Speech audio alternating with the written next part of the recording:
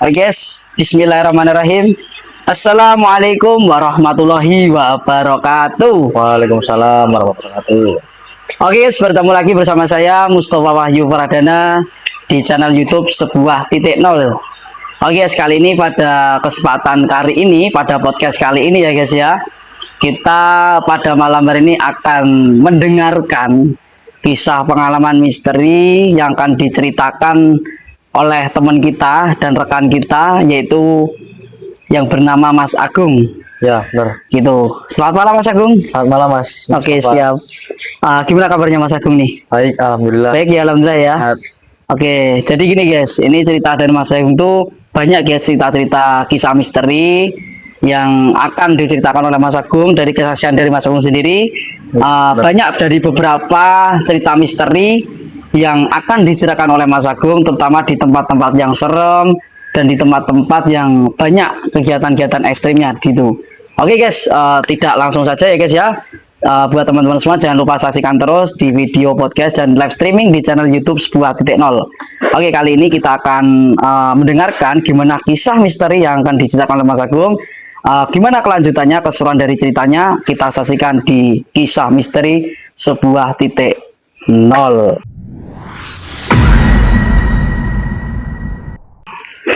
Oke, gimana Mas Agung?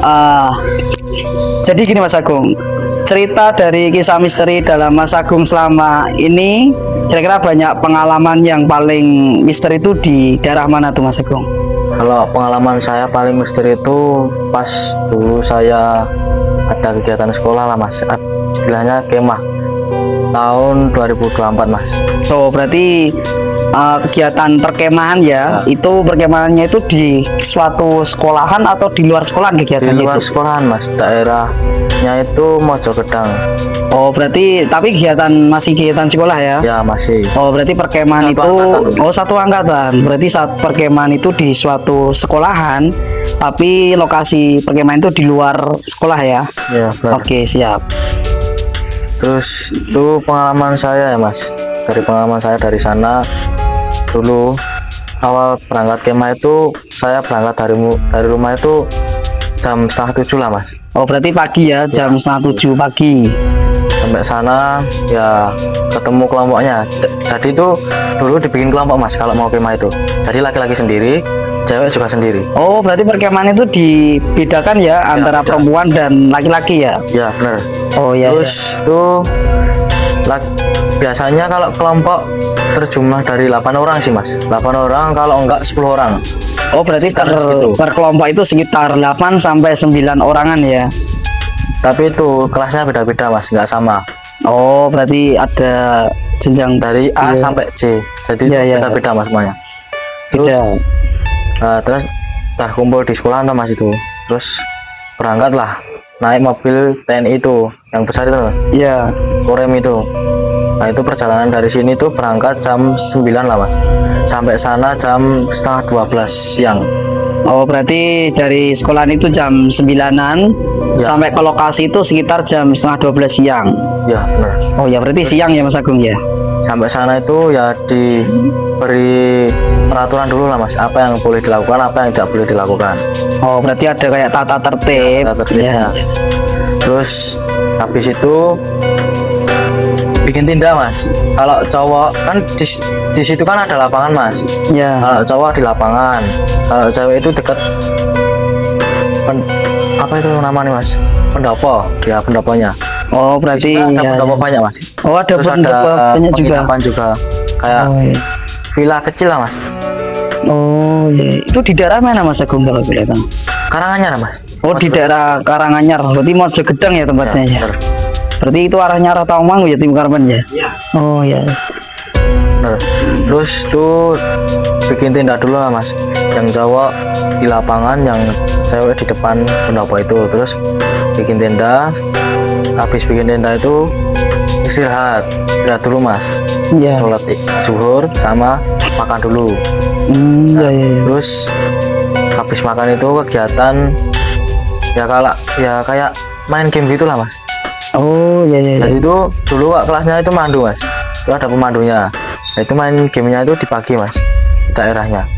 Ada yang di Sendang, ada yang di dekat rumah warga, ada yang di hutan pohon karet. Nah, di situ Mas. Tadi ngelilingin seluruh kampungnya situ Mas. Oh berarti itu daerahnya itu emang dekat pemukiman atau jauh dari pemukiman itu? Dekat sih Mas, tapi itu pemukimannya tuh sepi Mas. Oh Padahal berarti banyak orangnya. Tapi kalau siang-siang hari itu sepi. berarti Jarang sunyi anak ya. kecil keluar. Oh Nggak tahu berarti. kenapa. Oh tempatnya sunyi banget berarti Mas. Sunyi. Wong itu namanya apa? Kendaraan aja yang lewatnya 1-2 doang Mas. Oh berarti nggak sepenuhnya lewat di situ ya? Semuanya. Oke. Mungkin kisah sih Mas dari kisahnya situ. Tapi saya nggak tahu. Tapi kalau pengalaman saya Iya. itu sesudah kemah Mas. Itu 3 hari apa 3 hari Mas. Oh 3 hari yang 3 hari. berikutnya ya, 3 hari kemudian. Itu 3 hari, 2 hari kemudian dulu lah Mas. Oh ya. Hari itu masih main game Mas pagi nih. Nah Ya. terus main game itu lanjut sampai siang jam 12. Ya. 12 istirahat sampai jam 3. Terus jam 3 sampai jam 5 itu bikin tali temali itu loh Mas. Oh berarti ada kayak sebuah mau bikin tali temali. Ya bener. Ya, Tali temali ya. sama apa ini Mas namanya? Apa? Kayak keranda tapi terbuat dari tali sama kayu pramuka itu Mas. Oh ya, ya modelnya kayak gitulah ya. Kayak gitu. Nah, bikin tali temali lah kayak gitu Mas. Terus juga habis itu istirahat sholat maghrib. Habis sholat maghrib itu udah pada disuruh ke tenda Mas. Terus Oh, ya, ya HP-nya juga disita sih Mas dari awal, nggak boleh main HP. Nah setelah itu 3 hari selanjutnya pas ya sebelum pulang sih Mas, sebelum pulang kan upacara dulu malamnya. Ya. 2 hari tadi malamnya upacara. Nah itu upacara pelaksanaan yang nyalain obor lah Mas. Oh berarti pas malamnya itu nyalain obor ya? Ya nyalain obor. Terus dari dikumpulin semua tuh Mas, itu angkatan semua. Ya. Nah, terus dikumpulin jadi satu, ditaruh ke lapangan.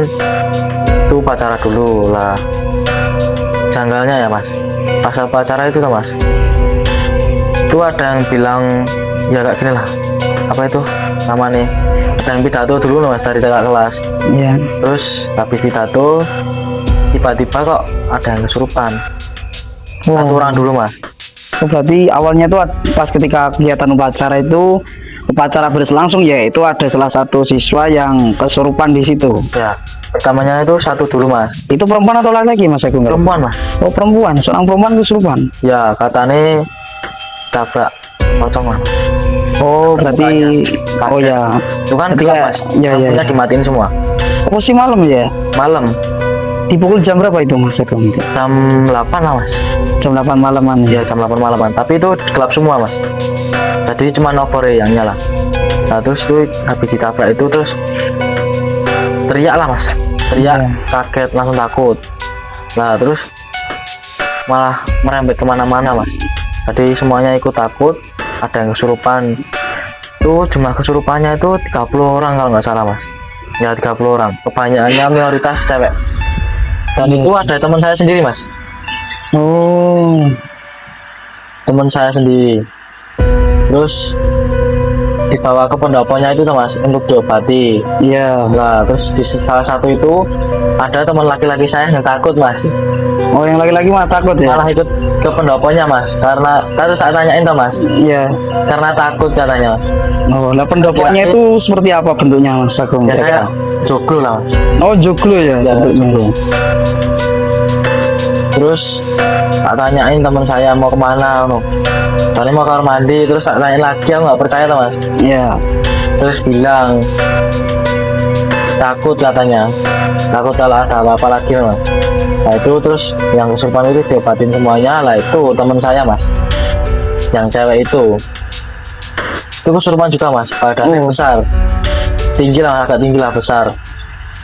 Itu kesurupannya setannya bisa bohongin lah Mas, bohongin guru saya Mas. Nah janggalnya ada situ ya. Itu kronologinya kok bisa kesurupan itu gimana Mas Agung? Kira-kira tahu nggak kronologinya seperti apa sebelumnya? Kronologinya itu kalau saya dengar dari guru saya Mas, itu cewek itu ada yang halangan, terus buangnya sembarangan pembalutnya. Oh. Terus ada yang pipi sembarangan juga disendang. Iya iya iya. Terus kayak ngacak-ngacak barang-barang disendang lah mas. Kan itu nggak boleh mas. Katanya disendang itu ada yang jaga. Oh, Tapi iya. malah angkatanku nggak menghargai. Angkatan saya nggak menghargai penduduk desa itu apa, leluhur lah mas, leluhur desa itu. Iya iya. Nah terus malah malamnya kejadian itu. Berarti selama kegiatan kemah berlangsung itu sudah ada 2 orang yang sudah kesurupan ya? Ya 2 orang. Terus itu pas itu waktu kesurupannya pas nyalain obor mas. Obor udah nyala. Iya. Itu kak kelas bicara, hari ini melaksanakan upacara SMA Negeri 7 lah. Itu langsung kesurupan semua mas. Langsung Tiba. kesurupan. Satu orang langsung merembet semua mas. Itu 5 menit lah mas. 5 menit langsung merembet semua. Oh berarti itu langsung kesurupan massal ya? Gak masalah. Oh sampai orang tuanya ada di situ. Oh. Nah, itu kok bisa itu gimana kronologinya kok bisa massal? Awalnya. Kayaknya banyak yang bisa lihat mas kayak. Kalau enggak ya ketempelan. Iya iya iya. Kalau teman saya cewek itu bisa ngelihat, di belakangnya juga ada yang jaga. Sering mas, sering lihat. Terus itu kalau teman yang paling serem teman saya mas, yang cewek itu malahan badannya besar. Itu kesurupannya itu mas, ceritanya bisa bawangin guru saya mas. Baunya kayak gimana kira-kira? Ya bawangnya itu loh mas, bilang gini, saya sudah sembuh pak, mau keluar. Terus tiba-tiba lari mas ke arah tenda cewek, mau mencekik lehernya yang cewek-cewek itu mas. Lari gini sambil gini mekar gini. Terus itu Oh yang kesurupan itu laki-laki? perempuan mas, Oh perempuan. sambil ketawa mas. Ketawanya sama kayak Mbak Kunti. Oh berarti Gitu, ketawanya itu Mbak sambil lari Putri. ya. Terus didorong sama guru saya, guru matematika lah mas. Nah itu terus dipegang sama kakak kelas pemandu juga. Nah, terus itu dibawa ke musola mas. Padahal itu otomatisnya pas teman saya lari, saya di depannya mas. Tapi saya nggak lihatnya cuman apa itu pendopo sama teman-teman saya. Maunya aja ada dipegang lah mas sama guru saya. Jadinya saya nggak kenapa-napa, nggak kena. Nah terus itu dibawa ke musola kecil lah mas, dalam pendopo. Iya. Di situ. Tapi pas di situ katanya juga bisa bohongin lagi mas. Katanya sudah sembuh lagi, tapi ternyata belum. Terus guru saya nggak percaya, terus sudah diruqyah lah mas istilahnya. Dipanggilin ustadz sama juru kunci sana. Terus juru kuncinya juga bilang kayak gitu. Katanya ada yang macem-macem di sini lah mas. Iya iya. Ada musik sini. Nah istilahnya gitu mas. Terus habis itu paginya lah mas, paginya setelah mau pulang itu teman saya yang cewek itu masih diam sendiri mas. Nah terus teman-teman yang cewek lain katanya bilang jangan deket-deket itu yang cewek itu yang kesurupan, nanti lah ikut kesurupan lagi. Teman-teman saya diam gini mas, sama sambil domblong gini. Oh berarti temennya sampean yang perempuan tadi emang ya apa namanya pikirannya udah kosong ya? Nah, kayaknya masih nempel mas itu. Oh Terus itu kok bisa sembuh itu? bisa mas, Nah, yang nyembuhin tuh siapa kira-kira? ya juru kuncinya sana sama ustadz. Oh berarti di sana udah ada lah ya, Ya, juru udah. kunci sama paranormal ustadz yang sudah melakukan itu ya. Alhamdulillah sudah ada mas. Terus langsung dipanggilin. Punya aja nggak kenapa-napa mas. Ya tapi kalau setelah paginya itu masih ya diam terus sama. Kayak masih ketakutan. Oh iya, iya. Jadi diam sendiri. Tadi semua para cewek angkatanku itu udah jaga jarak. Oh, udah jaga Takutnya lah jarak. nempel ke lain. Ya takutnya nanti kalau keikuti kesurupan lagi ya. Ya bener. Gitu ya. Itu dipisahin lah mas.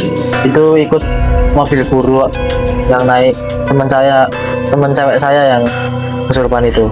Jadi nggak ikut mobil korem tapi ikut mobil guru. Oh. Jadi jaga sama guru-gurunya. Nah, terus tuh pulang jam 9 mas, 9 pagi juga sama. Pulangnya jam 9 pagi tuh. Ya sama. Terus sampai sini jam 11 lah mas, kurang lebih 11 sampai 12-an. Nah itu terus sampai sini pulang terus dikumpulin lagi ke halaman sekolah, diimbau lagi lah mas. Ya. Jangan dipikirin banget masalahnya yang itu tadi. Nanti lah takutnya ada apa-apa lah bikin takut. Terus udah lah mas, habis itu lama kelamaan ya udah lupa sih mas. Berarti kronologinya itu dari awal pemberangkatan dari perkemahan ini berarti emang ceritanya itu misterinya itu ada kesurupan di sebuah kesurupan massal tersebut ya Mas Agung ya. Ya benar.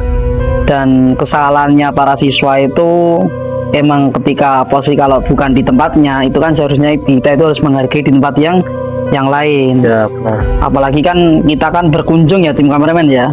Kita kan berkunjung di tempat yang bukan tempat kita, tapi kita ibaratnya ya sewenang-wenang sehingga kan makhluk-makhluk yang tak kasat mata kita tetap mempercayai guys. Cuman ya itu kadang dari kelakuan dari manusia itu sendirilah yang membuat sehingga banyak kisah-kisah yang terjadi yang tidak kita inginkan. Ya benar sama Gitu. ya, leluhurnya situ marah lah mas.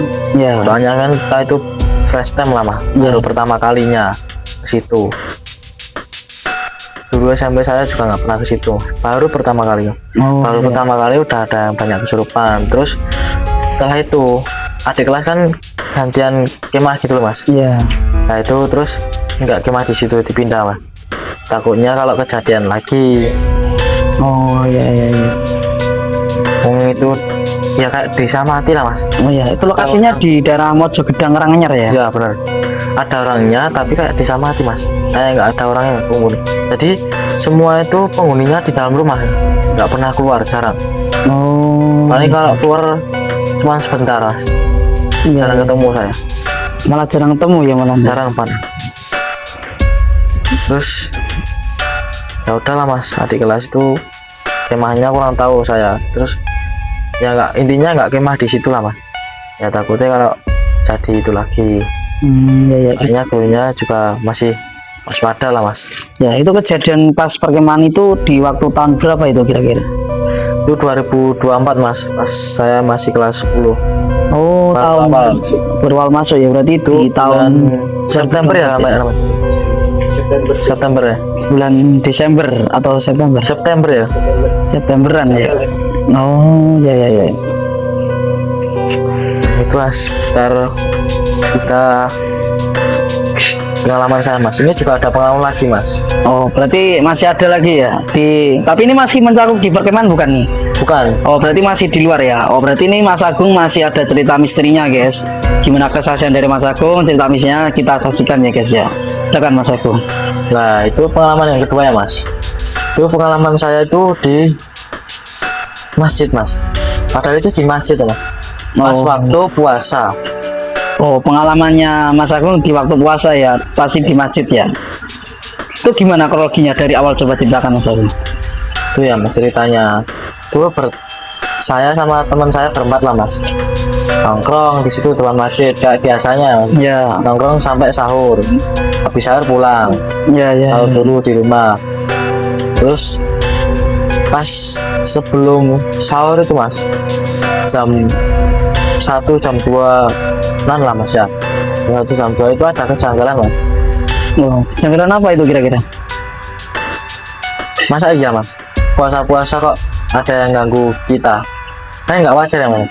Katanya kan semuanya kan udah dikurung ya mas. Iya. Ceritanya seperti itu sih. Ceritanya seperti itu ya mas. Nah terus itu kayak di atas masjid saya kan tingkatan mas tuh. Iya. Nah itu terus di atas kayak ada bayangan lah mas. Kayak ada bayangan gitu. Ya ada bayangan. Nggak tahu itu jin baik, kayaknya jin baik gitu mas, menjaga masjid itu. Iya. Jin baik. Terus Nah, sama teman saya disamperin mas, Ya. terus nggak ada apa-apa, adanya cuman papan pingpong itu mas. Oh, berarti udah Terus- anu ya. Kayak udah ada bayangan terus gimana? Ada bayangan ya, terus dicek teman saya tuh mas, itu nggak ada apa-apa ya, kayak tadi yang saya bilang tadi nggak ada apa-apa. Terus teman saya turun lagi, terus pas mau tidur itu ada yang suara yang jatuhin barang mas, di atas lagi mas. Oh, di masjid ada suara jatuhin barang. Iya, Itu dicek ada apa kira-kira? juga nggak ada apa-apa mas. Oh, nggak ada apa-apa. Nah terus teman-teman saya yang bertiga tadi sama saya kan berempat memutusin beli rokok lah mas istilahnya, Iya. buat di depan masjid sama nongkrong sama main game, buat nenangin lah mas biar nggak takut. Nah terus udah sahur sama sahur tuh, terus besoknya nggak kejadian apa-apa, tapi malah teman saya yang kejadian lagi mas. Kejadian gimana itu? Nah itu pas teman saya mau masuk ke ruang wudhu itu mas, ada telapak kaki besar mas di lantai, Ada telapak kaki besar. asli itu mas. Dan itu kejadian waktu kapan itu? Siang, Itu pagi, malah malam? puasa mas tuh, Waktu siang, malam, sore? siang Siang hari ya? siang hari. Itu ada saya. Iya, iya. Nah terus teman saya juga takut, saya juga takut mas. Itu teman saya kaget, oh itu telapaknya besar, nggak kecil, nggak umumnya orang biasa lah mas. Oh, iya, iya. Paling kan umumnya orang biasa kan 45 ya mas, Iya. itu besar mas, ya segini lah mas istilahnya. Besar, Besar. Ricus saya. Habis itu saya bilang sama teman saya, habis sholat langsung pulang aja, nggak usah di sini lama-lama, aku tidak ada apa-apa. Terus Habis itu aman-aman aja Mas Agung ya? alhamdulillah juga aman-aman aja mas. Oh, iya, iya. Terus itu giliran teman saya yang disamperin ke rumahnya mas. Oh, Itu kan di kaca rumahnya kan dibikin blur gitu loh mas. iya, iya, iya. Jadi dari luar itu kelihatan kayak bayangan hitam, itu kelihatan kayak bayangan manusia itu juga kelihatan. Nah itu teman saya itu baru bangun tidur sama saya, itu aku juga di rumahnya teman saya bangun tidur, tapi yang bangun itu teman saya dulu mas.